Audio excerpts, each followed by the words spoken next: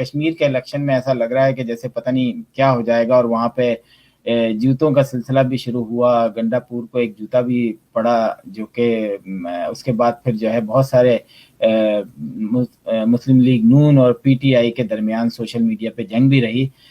اس سارے الیکشن کو آپ کس طریقے سے دیکھتے ہیں؟ آپ سمجھتے ہیں کہ وہاں جو الیکشن ہونے جا رہے ہیں وہ صحیح ہوں گے اور لوگ الیکشن کے رزلٹ قبول کر لیں گے؟ جی اعظم، دیکھیں جو آزاد کشمیر کا اس وقت الیکٹورل کیمپین چل رہی ہے اس کی شکل بالکل اس طرح کی نظر آ رہی ہے جیسی گلگت بلتستان میں پچھلے سال ہمیں نظر آئی تھی، جب تینوں بڑی جماعتوں نے وہاں ایک بھرپور مہم چلائی تھی. اور عمومی طور پر یہ ہوتا تھا پہلے کہ چاہے آزاد کشمیر کے الیکشن ہو یا گلگت بلتستان کے الیکشن ہو یا ایون ضمنی انتخابات ہوں پاکستان کے اندر، ان میں اتنی گرم جوشی دیکھنے میں نہیں آتی تھی. لیکن اب اس وقت کیونکہ پاکستان کے اندر پالیٹکس جو ہے وہ بڑی انٹینس ہو چکی ہے، جو سیاسی اختلافات ہیں وہ ذاتی نوعیت کے بن چکے ہیں، اور نیلے پہ دیلا مارنے کا ایک سلسلہ جاری ہے جس میں سوشل میڈیا کا پروپیگنڈا بھی شامل ہے. تو اس کی وجہ سے تینوں جماعتوں کی بہت زیادہ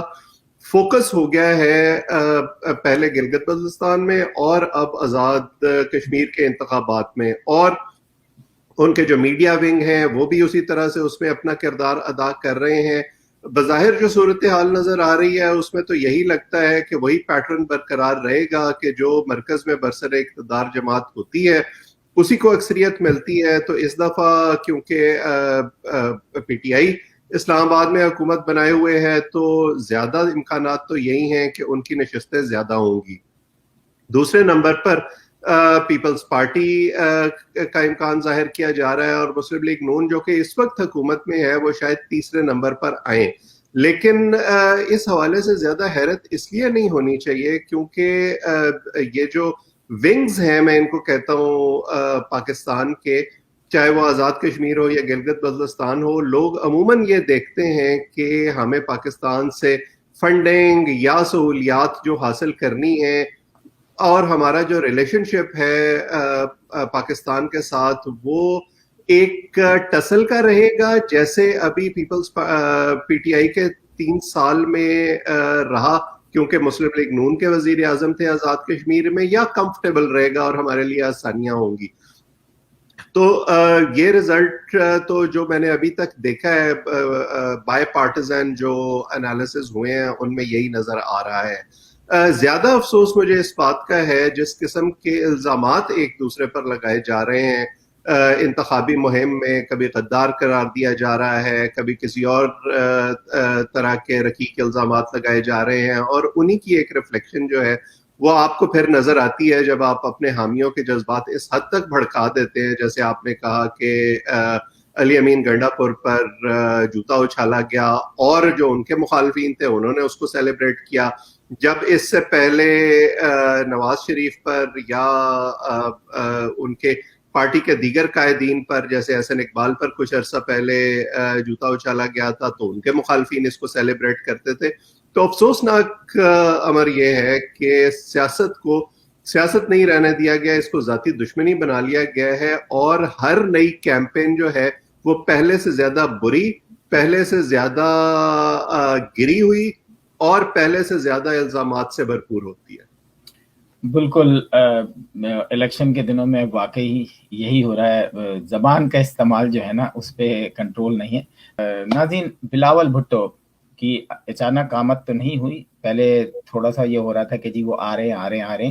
وہ آ گئے نیو یارک میں. پھر ان کی کچھ تصویریں جو ہے وہ نظر آئیں کہ ایئرپورٹ پہ وہ انتظار کر رہے ہیں کسی کا. پھر کچھ پیپلز پارٹی کے لوگوں کے ساتھ تصویریں نظر آئیں اور ہم وہ تصویریں بھی آپ کو دکھا رہے ہیں. تو پھر وہ واشنگٹن آئے، کچھ خاص میٹنگز کی. کسی کو نہیں پتا کہاں کب کس سے ملے. میرا خیال ہے کہ وقت کے ساتھ ساتھ شاید اندازہ ہو جائے، پتہ چل جائے. لیکن ایک ساتھ اور بھی کچھ لوگوں نے یہ باتیں کہیں. یہ بالکل اتھینٹک خبر نہیں ہے اس پہ، لیکن جو لوگوں نے بتایا کہ شاید ان کی کچھ پراپرٹیز تھیں جو انہوں نے ذکر نہیں کیا تھا، وہ ان کو بھی کچھ جو ہے ٹھکانے لگانے آئے، یوں سمجھ لیں آپ کے بھیجنے آئے یا جو کچھ بھی کرنے آئے. لیکن یہ صرف کہانیاں ہیں، کیونکہ جب آپ یہاں آتے ہیں اور اپنا مقصد نہیں بتاتے ہیں تو پھر خبریں گونجتی ہیں، اور اس گونج میں جو ہے وہ کچھ ایسی گونج بھی ہوتی ہیں جو کہ شاید सच ना हो। अवैस सलीम साहब, आखिरी सवाल, आखिरी तजिया। देखें बिलावल भुट्टो साहब इससे पहले भी आपके इल्म में है कि बारहा आते रहे हैं अमेरिका किसी न किसी हवाले से। इस दफ़ा वो कुछ अरसे के बाद आए हैं तो स्पेकुलेशन ज़्यादा हो रही हैं, और ख़ास तौर पर इसलिए भी कि बिल्कुल पीक पर जो आज़ाद कश्मीर की इलेक्शन मुहिम पहुंची हुई थी उसमें वो जलसों से खिताब कर रहे थे, उसको छोड़ के वो यहाँ आए हैं। तो उस हवाले से भी कुछ तशवीश थी हुकूमती जमात को और उनके हामियों को। मुझे लगता है कि इसमें ज्यादा रीड नहीं करना चाहिए। एक रेपो तो है पीपल्स पार्टी की जो बाइडन के साथ, लेकिन क्या जो अमरीकी इंतजामिया है वो पाकिस्तान की हुकूमत और पाकिस्तान की एस्टैब्लिशमेंट को छोड़कर एक अपोजिशन जमात से अपने राब्ते बढ़ाना चाहेगी, और अपोजिशन जमात वो जो एक सूबे तक महदूद है, मुझे इसमें ज्यादा कोई वजन नजर नहीं आता। हाँ, अलबत्ता ये अपोजिशन जमातें जो हैं ये जरूर इस किस्म के मौके को इस्तेमाल करती हैं अपने हामियों को ये बताने के लिए कि जी हमारी कोई बातचीत हो रही है, और कोई ना कोई ऐसे फैक्टर्स जो हैं वो प्ले करेंगे जिसकी वजह से हम दोबारा जल्दी इक्तदार में आने ही वाले हैं, और उसकी वजह से उनके हामियों का खून जो है वो जोश मारता रहता है बार बार। इससे ज्यादा मैं इसको रीड नहीं करता। बिल्कुल। एक खबर और आई थी जब बाइडन साहब, प्रेसिडेंट बाइडन जो है वो हलफ ले रहे थे, तो खबर आई थी कि जनाब जरदारी साहब को उन्होंने इनवाइट किया है, लेकिन उसके बाद उस खबर ने भी दम तोड़ दिया।